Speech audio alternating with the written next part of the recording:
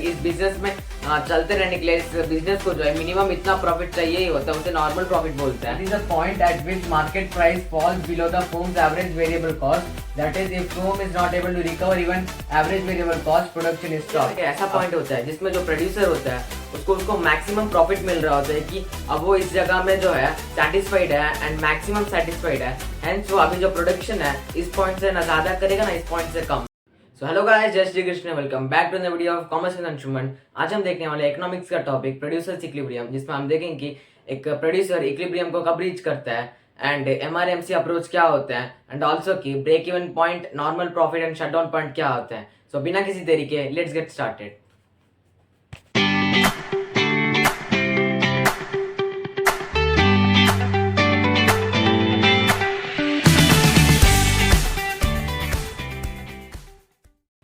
सबसे पहले हम देखेंगे कि प्रोड्यूसर्स इक्विलिब्रियम क्या होता है। ओके, इक्विलिब्रियम एक ऐसा पॉइंट होता है जिसमें जो प्रोड्यूसर होता है उसको मैक्सिमम प्रॉफिट मिल रहा होता है कि अब वो इस जगह में जो है सेटिस्फाइड है एंड मैक्सिमम सेटिस्फाइड है, हेंस वो अभी जो प्रोडक्शन है इस पॉइंट से ना ज्यादा करेगा ना इस पॉइंट से कम। इसे इक्विलिब्रियम कहा जाता है कि प्रोड्यूसर है उसको इस पॉइंट से मैक्सिमम सेटिस्फैक्शन मिल रहा है, वो इसलिए क्योंकि उसको मैक्सिमम प्रॉफिट मिल रहा है और ना ही वो इस इक्विलिब्रियम से यानी इस पॉइंट से ना ज्यादा प्रोड्यूस करेगा ना कम प्रोड्यूस करेगा, क्योंकि जो प्रोड्यूसर होता है मोस्टली अपने प्रॉफिट्स को ही देखेगा। ओके, सो सबसे पहले हम उसका डेफिनेशन पढ़ लेते हैं। ये कि a producer is said to reach equilibrium at that level of output which gives the maximum profit and has no incentive to increase or decrease level of output।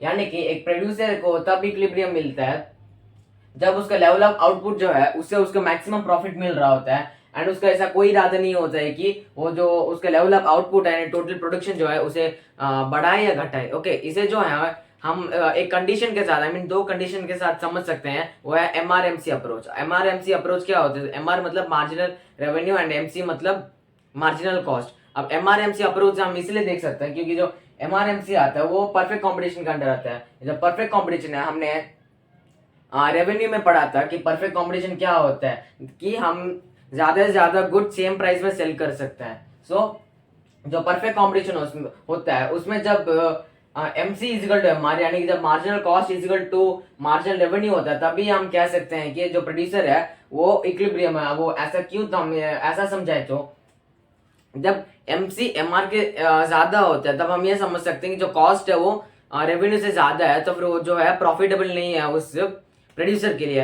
And जब एमआर एमसी से बड़ा होता है तब जो revenue है वो cost से ज्यादा है, तो वो ऑलरेडी प्रॉफिटेबल है, लेकिन उस प्रोड्यूसर को जो है ये दिमाग में आ सकता है कि अभी तो रेवेन्यू जो है वो कॉस्ट से ज्यादा है, तो फिर वो चाहे तो और भी ज्यादा प्रोड्यूस कर सकता है कि अभी तो रेवेन्यू ज्यादा है ना, तो और भी ज्यादा प्रोड्यूस करूंगा तो और प्रॉफिट हो सकता है। तो सबसे पहले क्या होता है ना, सबसे पहले जो पहला कंडीशन होता है कि वो जो एमसी होता है वो एमआर के बराबर होता है। उसके बाद जब प्रोड्यूसर एक्चुअली में और थोड़ा प्रोडक्शन करता है तो उसके बाद जो है वो एमआर जो है एमसी से बड़ा होने लगता है, यानी एमआर एमसी से ग्रेटर हो जाता है। जब एमआर एमसी से ग्रेटर होता है तब जो है वो उसको प्रॉफिट मिल नहीं रहा होता क्योंकि अभी जो रेवेन्यू है कॉस्ट से ज्यादा है। सबसे पहली बात ये तो है, जब एक प्रोड्यूसर कुछ प्रोड्यूस करता है ना, वो सबसे पहले ये सोचता है कि उसने जितना भी एमसी यानी कि जितना भी मार्जिनल कॉस्ट लगाया ना, जितना भी पैसा लगाया ना, उसके रेवेन्यू से वो कवर हो जाए। वो कवर हो गया तो उसके लिए आगे का प्रॉफिट जो है वो देखेगा। तो सबसे पहले अगर जब एमआर और एमसी एक दूसरे के बराबर होता है उसके बाद वो वापस प्रोड्यूस करता है, ठीक है, वहां पर जो है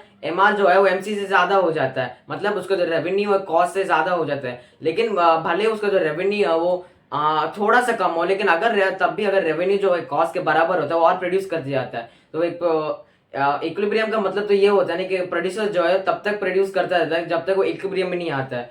तो जो एमआर इजिकल टू एमसी होता है उसमें ऐसा होता है कि जो प्रोड्यूसर पहले जो है एमसी और एमआर जो इक्वल होता है वहां से प्रोड्यूस करता है, उसके बाद जो वापस प्रोड्यूस करता है यानी कि MC is equal to MR, इस कंडीशन से भी बियॉन्ड प्रोड्यूस करता है, तब जो एमआर है वो एमसी से बड़ा हो जाता है यानी रेवेन्यू जो है कॉस्ट से ज्यादा हो जाता है। अभी जो ऐसा होता है कि MC is equal to MR, अब वो इससे बियॉन्ड यानी इससे ज्यादा प्रोड्यूस करेगा तो MR is equal to MC sorry MR is greater than MC हो जाएगा, ठीक है, MR is greater than MC होगा जिससे रेवेन्यू जो है वो कॉस्ट से ज्यादा हो जाएगा। लेकिन तब भी जो प्रोड्यूसर इक्विलिब्रियम में नहीं होगा क्योंकि वो ऐसा सोचेगा कि अभी मैं इससे ज्यादा प्रोड्यूस करूं तो क्या मुझे और प्रॉफिट हो सकता है, तो फिर और वो प्रोड्यूस करता है जिससे उसको शायद एक बार वापस उसको एमआर जो है एमसी से ज्यादा बड़ा हो सकता है, लेकिन उसके बाद जब वो वापस प्रॉफिट वापस प्रोड्यूस करता है, तब जो है उसको वापस एक कंडीशन मिलता है, MC is equal to MR. जो MC is equal to MR था उसको पहले भी मिला था, एंड 2 3 एंड चौथा यूनिट और एडिशनल उसको प्रोड्यूस करने के बाद उसको वापस MC is equal to MR मिलता है। लेकिन अब जब उसको वापस उसको जो कॉस्ट और रेवेन्यू एक दूसरे बराबर हो जाता है, जब वो इससे ज्यादा प्रोड्यूस करता है ना, तब जो है उसका जो एमसी है एमआर से बड़ा हो जाता है। जो प्रोड्यूसर जो है एमसी, जब उसका जो कॉस्ट है रेवेन्यू से ज्यादा हो जाता है, यानी कि एक एडिशनल गुड को बनाने का जो कॉस्ट होता है उसके रेवेन्यू से ज्यादा हो सकता है, तो फिर ये कॉमन सेंस है कि वो जो प्रोड्यूसर है उसको लॉस आएगा। तो ये जो दो फैक्टर्स होते हैं ना कि एमआर जो है वो एमसी से ज्यादा है, उसमें भी वो इक्विलिब्रियम में नहीं है, क्योंकि अभी वो और थोड़ा प्रोड्यूस करेगा तो उसको और जो है प्रॉफिट मिलेगा, ठीक है, उसको और प्रॉफिट मिलने वाला है, तो वो इक्विलिब्रियम में नहीं है, क्योंकि इक्विलिब्रियम मतलब मैक्सिमम प्रॉफिट होता है। और वो जो MC is greater than MR होता है, इसमें भी वो इक्विलिब्रियम में नहीं होता है, क्योंकि यहाँ पर जो कॉस्ट है वो रेवेन्यू से ज्यादा है, यहाँ पर तो प्रॉफिट नहीं लॉस हो रहा है। तो कब हम कह सकते हैं कि जो प्रोड्यूसर है वो इक्विलिब्रियम में होता है, तब जब उसको second time MC is equal to MR आता है। ओके, अब ऐसा क्यों, तो हम ये शेड्यूल एंड कर्व से समझ सकते हैं। ये जो आप देख रहे हैं ये है, ठीक है, उस जो कॉमोडिटी प्रोड्यूस कर रहा है प्रोड्यूसर, उसका वो प्राइस मान के चलिए, ये है उसका प्राइस। ओके, उसने जो है पहला एक गुड सोल्ड किया, सेकंड दूसरा गुड, एंड ऐसे उसने एडिशनल यूनिट्स और सोल्ड करता गया, ठीक है। तो फिर जो टोटल रेवेन्यू क्या होता है, टोटल रेवेन्यू यानी कि जितना भी उसका प्राइस है, उस प्राइस को इनटू कितना आउटपुट यानी कितना यूनिट सोल्ड हुआ उससे मल्टीप्लाई कर लो, तो फिर 10 into 1 10 10 into 20 ऐसा टीआर आकर 10 20 30 40 50 आकर आ रहा है। एंड ये जो गुड्स है यानी यूनिट्स है उसको प्रोड्यूस करने का कितना कॉस्ट आ रहा है, 10 19 26 36 48, है ना। तो फिर जो एमआर होता है, एमआर तो यहाँ पर सेम हो गया। एमआर एक्चुअली क्या होता है, एमआर आकर कि जो जितना रेवेन्यू आए ना, टोटल रेवेन्यू से भी अगर आपको कुछ एडिशनल रेवेन्यू आता है उसे एमआर कहा जाता है। तो यहाँ पर जो टोटल रेवेन्यू 10 है एंड यहाँ पर 20 है, तो फिर एमआर कितना होगा 10, ठीक है। ऐसे जो एमआर भी सारे 10 के 10 आ जाता है। एंड यहाँ पर जो एमसी है वो एमसी क्या होता है, एमसी आकर जब आप जो पिछला टीसी है यानी कि टोटल कॉस्ट उससे, यानी कि जो ये वाला टीसी है ये एडिशनल है, क्योंकि जो टीसी है वो 10 है, अभी 19 है, यानी कि 9 एडिशनल कॉस्ट आ रहे हैं। तो फिर एमसी क्या होगा, पहला तो 10 होगा, दूसरे से 9, ये 26 डिवाइड बाय 19 7 ऐसा आएगा, है ना। तो एमआर एमसी और वो है प्रॉफिट। ये प्रॉफिट इसलिए लिखा गया ताकि आप और अच्छे से समझ पाए। तो फिर यहाँ पर मेन काम जो है वो एमआर एमसी और प्रॉफिट के बीच में है, ये जो बाकी सब है आपको समझने के लिए है, ठीक है। तो एमआर और एमसी हम पहले देखते हैं कि MR is equal to MC. यहाँ पर देखो एमआर जो है 10 है, एमसी वो भी 10 है, यानी कि MR is equal to MC. तो यहाँ पर MR is equal to MC में वो क्या, वो इक्विलिब्रियम में है नहीं, क्योंकि उसका प्रॉफिट जो है 0 हो रहा है, इसलिए जो प्रोड्यूसर है उसका प्रॉफिट 0 होता है। तो वो MR is equal to MC वाले फर्स्ट कंडीशन के बाद और प्रोड्यूस करता है, जिस वजह से उसका जो एमआर है वो एमसी से ग्रेटर बन जाता है। तो फिर वो उसको प्रॉफिट आता है, हाँ प्रॉफिट आता है ना, तो फिर MR is greater than MC, ठीक है। जब एमआर एमसी का ग्रेटर होता है तब वो ये सोचता है कि अगर मेरा अभी रेवेन्यू जो है ज्यादा है, तो फिर अगर मैं और प्रोड्यूस करूँ तो मेरा रेवेन्यू और भी ज्यादा हो सकता है, ये सोच के वो और भी प्रोड्यूस करता है। हेंस यहाँ पर भी जो एमआर है वो एमसी के से ग्रेटर होता है, क्योंकि यहाँ पर वो इक्विलिब्रियम में नहीं होता है। इक्विलिब्रियम तब होगा जब वो second time MR is equal to MC में आएगा। तो फिर यहाँ पर जो एमआर है वो अभी भी एमसी से ग्रेटर है, एंड प्रॉफिट जो है 4 है।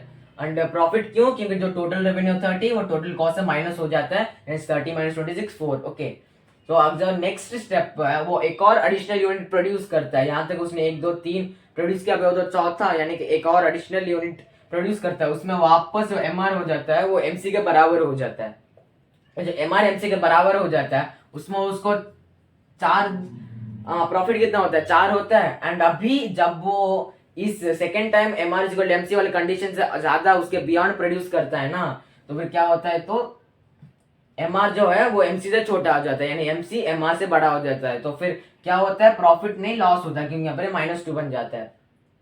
बेसिकली यहाँ पर वो -2 तो नहीं आएगा, क्योंकि यहाँ पर जो टीआर है वो टीसी से बड़ा है, लेकिन उसको -2 हम इसलिए लिखते हैं क्योंकि यहाँ पर बढ़ते बढ़ते जा रहा है, एंड यहाँ पर जो सडनली जो है वो कम हो जाता है ना, तो फिर उसको अभी 4 है तो अभी उसको 2 प्रॉफिट हो रहा है, 2 प्रॉफिट हो रहा है, मतलब जो पिछला वाला इक्विलिब्रियम था उससे उसको दो यूनिट्स कम प्रॉफिट हो रहा है। ओके, सो इससे आप ये समझ सकते हैं कि जब एमआर और एमसी एक दूसरे के बराबर होते हैं तब वो जो है इक्विलिब्रियम में नहीं होते, इसलिए वो जो प्रोड्यूसर है उसको और प्रोड्यूस करता है ताकि आने वाले यूनिट्स में, एडिशनल यूनिट्स में उसको जो है MR is greater than MC मिले, ताकि उसका जो रेवेन्यू है कॉस्ट से ज्यादा हो। एंड जब तक उसका रेवेन्यू कॉस्ट से ज्यादा है तब तक वो इक्विलिब्रियम में नहीं है, क्योंकि अभी वो सोचता है कि मैं और प्रोड्यूस कर सकता हूँ जिससे मेरा प्रॉफिट बढ़ सकता है, जिस वजह से उसको बाद में वापस एमआर इज टू एमसी मिल जाता है, जिस वजह से उसका प्रॉफिट जो है उसका मैक्सिमम स्टेज में रहता है। एंड प्रोड्यूसर से इक्विलिब्रियम क्या होता है, एक ऐसा स्टेट जिसमें जो प्रोड्यूसर है उसको मैक्सिमम प्रॉफिट मिल रहा होता है एंड वो इससे ज्यादा ना प्रोड्यूस करता है ना इससे कम प्रोड्यूस करता है। एंड जो MR is lesser than MC इसलिए इंपॉर्टेंट है क्योंकि इसका जो सेकेंड पॉइंट है यहाँ पर देखिए, MC is greater than MR after MR is equal to MC. इसलिए क्योंकि जब ये जो स्टेप आएगा जिसमें MR is greater than MC is greater than MR, जब ये वाला कंडीशन आता है ना तभी एक प्रोड्यूसर को पता चलता है कि उसको कब रुकना, क्योंकि वो तो प्रोड्यूस करते जाएगा लेकिन जैसे उसको ये वाला स्टेज मिलता है ना जिसमें जो कॉस्ट है और रेवेन्यू ज्यादा है, तभी उसको समझ जाता है कि मुझे इसमें रुक जाना चाहिए, इसी में मेरे को मैक्सिमम प्रोडक्शन पे मैक्सिमम प्रॉफिट मिल रहा है। हैंस उसे इक्विलिब्रियम जो है वो इस पॉइंट पे गेन होता है, यानी सेकंड पॉइंट पे उसको जो है इक्विलिब्रियम गेन होता है जब सेकंड पॉइंट में उसको MR is equal to MC मिलता है, क्योंकि एमसी अगर एमआर से बढ़ा होगा तो उसका जो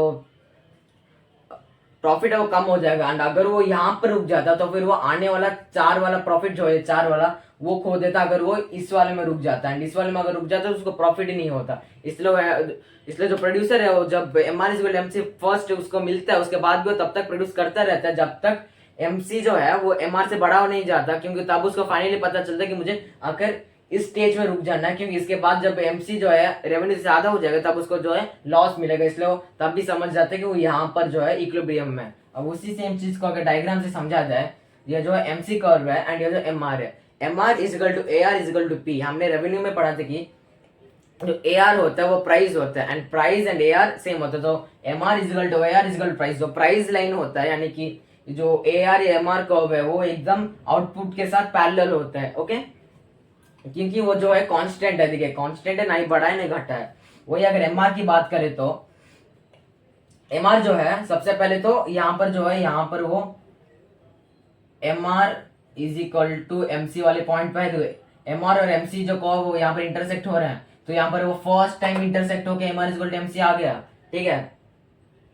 एंड यहाँ पर जो है वो एमसी लाइन एमसी कर्व जो है एमआर लाइन के नीचे आ जाता है, तो फिर ये वाले जो 2 पॉइंट्स है यहाँ पर क्या हुआ, यहाँ पर एमआर जो है एमसी से बड़ा है, ये एमआर लाइन ऊपर है एंड एमसी लाइन नीचे है। एमआर लाइन जिस वजह से ऊपर है एंड एमसी कर्व जो नीचे है उससे हमें पता चलता है कि अभी जो है एमआर एमसी से बड़ा है। हेंस अब जो सेकेंड टाइम जो लोग वापस क्रॉस होता है एंड वापस ये वाला कंडीशन आता है MR is equal to MC, इस वाले पॉइंट पे उन्हें पता चलता है कि ये इक्विलिब्रियम है, क्योंकि इसके बाद वाले पॉइंट से जो एमसी है वो एमआर के ऊपर चला जाएगा एंड एमसी एमआर से बड़ा हो जाएगा। हेंस ये होता है वो पॉइंट, ये वाला दूसरा MR is equal to MC वाला पॉइंट, जब प्रोड्यूसर को पता चलता है कि उसको प्रोडक्शन अभी इतना ही करना है, ना इससे ज्यादा करना है ना इससे कम करना है, ताकि उसको मैक्सिमम प्रॉफिट मिल सके। आई होप आप समझ पाए होंगे प्रोड्यूसर इक्विलिब्रियम क्या होता है। अभी हम इसके बाद normal profit, break even point and shutdown point क्या होता है ये समझेंगे। So let's go. सो अभी हम देखेंगे कि नॉर्मल प्रॉफिट क्या होता है, ब्रेक इवन पॉइंट क्या होता है एंड ऑल्सो शटडाउन पॉइंट क्या होता है। तो सबसे पहले अगर हम देखेंगे ब्रेक इवन पॉइंट क्या होता है, तो ब्रेक इवन पॉइंट बिजनेस का वो पॉइंट होता है जिसमें उसका जो रेवेन्यू होता है कॉस्ट के बराबर होता है एंड इस पॉइंट पे ना उसको लॉस होता है ना उसको प्रॉफिट होता है, ओके। ये देखिए उसका definition, it is the level of output whereby firm's total revenue equals total cost, that is firm's revenues are sufficient to cover all its cost.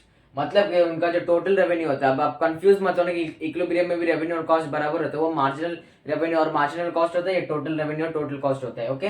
तो जो यहाँ पर जो टोटल रेवेन्यू होता है वो टोटल कॉस्ट के बराबर हो जाता है। हेंस वो जो वो जो फर्म है उसका जितना भी वो रेवेन्यू वो फर्म बना रहे ना वो उतना सफिशिएंट होता है कि वो उनका जो जितना भी कॉस्ट बन रहा है ना उसे कवर अप कर ले एंड उनको ज्यादा कॉस्ट से ज्यादा लॉस ना हो, यानी कि ना ही यहाँ पर उनका लॉस होता है ना ही उनको प्रॉफिट होता है, एकदम लाइक ब्रेक इवन पॉइंट इसी को कहा जाता है कि वो अभी नॉर्मली चल रहे हैं, ना ही उन्हें प्रॉफिट मिल रहा है ना ही उन्हें लॉस मिल रहा है, ओके। नेक्स्ट है नॉर्मल प्रॉफिट। नॉर्मल प्रॉफिट मतलब it is the minimum profit which a firm must get to remain in what, remain in the business, remain and उसके बाद to undertake the risk of production and stay in industry. It is the minimum profit which of whom must get to remain in the business. Okay, सबसे पहले तो हम यहाँ तक देखेंगे it is a minimum profit which of whom needs to remain in the business, यानी इस business में चलते रहने के लिए इस बिजनेस को जो है मिनिमम इतना प्रॉफिट चाहिए ही होता है, उसे नॉर्मल प्रॉफिट बोलते हैं। एंड ये जो प्रॉफिट है वो उतना ही सफिशिएंट होता है जितना वो जो इस बिजनेस में है उनको प्रोडक्शन करने का रिस्क में चाहिए होता है, उतना ही उनका प्रॉफिट होता है, इतना ही मिनिमम प्रॉफिट होता है। एंड ऑल्सो कि वो इंडस्ट्री में रह सके उतना ही उनका प्रॉफिट होता है। बेसिकली इसका मतलब इतना ही होता है कि वो ये जो प्रॉफिट उन्हें मिल रहा है मिनिमम प्रॉफिट, वो उतना ही रहता है कि वो बिजनेस में रिमेन कर पाए एंड बिजनेस में रह पाए, इंडस्ट्री में रह पाए। एंड ऑल्सो जो प्रोडक्शन का वो जो रिस्क है उसके लिए उतना मिनिमम प्रॉफिट सफिशिएंट होता है, यानी नॉर्मल प्रॉफिट बस उतना ही प्रॉफिट होता है जितने में वो जो है इंडस्ट्री में स्टे कर पाए और उनको जो प्रोडक्शन है वो कर पाए। Okay, next shut down point. Shut down point मतलब it is a point at which market price falls below the firm's average variable cost. That is, if firm is not able to recover even average variable cost, production is stopped. अब market price का मतलब होता है, market price मतलब एक ऐसा price जिसमें जो कमोडिटी है यानी प्रोडक्ट है उसे खरीदा जा सकता है फिर बेचा जा सकता है। ओके, तो फिर जब जो शट डाउन पॉइंट होता है वो एक ऐसा पॉइंट होता है जिसमें जो मार्केट प्राइस होता है ना यानी बेचने का उनका कॉस्ट वो आकर एवरेज वेरिएबल कॉस्ट से भी नीचे गिर जाता है। अब एवरेज वेरिएबल कॉस्ट क्या होता है? एवरेज वेरिएबल कॉस्ट यानी कि जो टोटल कॉस्ट होता है ना कभी गुड को बनाने में, चलो मान के चलो जो एवरेज टोटल कॉस्ट होता है ना वो पर यूनिट होता है। जो टोटल कॉस्ट होता है जितने भी आउटपुट में जितने टोटल आउटपुट्स आए हैं कितने यूनिट्स बने हैं ना उसका टोटल कॉस्ट होता है। और जो एवरेज टोटल कॉस्ट होता है वो ये होता है कि एक यूनिट को बनाने में कितना आया। And total average total cost जो होता है वो average fixed cost and average variable cost को मिला के बनना जाता है। तो एवरेज फिक्स्ड कॉस्ट जो होता है वो फिक्स्ड ही रहता है, ना ही वो बढ़ता है नहीं घटता है। लेकिन जो वेरिएबल कॉस्ट होता है वो बढ़ता है एंड घटता है जिससे एक यूनिट बन सकता है। तो फिर जब एक कमोडिटी है ये जो यूनिट है जिसका मार्केट प्राइस इतना नीचे होता है कि वो जो वेरिएबल कॉस्ट होता है ना वो उसको भी कवर अप नहीं कर पाते, तो फिर वो ऐसा पॉइंट में आ जाते हैं जिसमें उन्हें प्रोडक्शन ही बंद कर देना पड़ता है। ओके, सो समझ गए ना आप कि शट डाउन पॉइंट क्या होता है, ब्रेक इवन पॉइंट क्या होता है, नॉर्मल प्रॉफिट क्या होता है। सो इसी के साथ हमारे जो टॉपिक है प्रोड्यूसर्स इक्विलिब्रियम यहीं पर खत्म होता है। अगर आपको हमारा वीडियो अच्छा लगा तो लाइक कीजिए एंड अपने बाकी दोस्तों के साथ शेयर कीजिए। राधे राधे।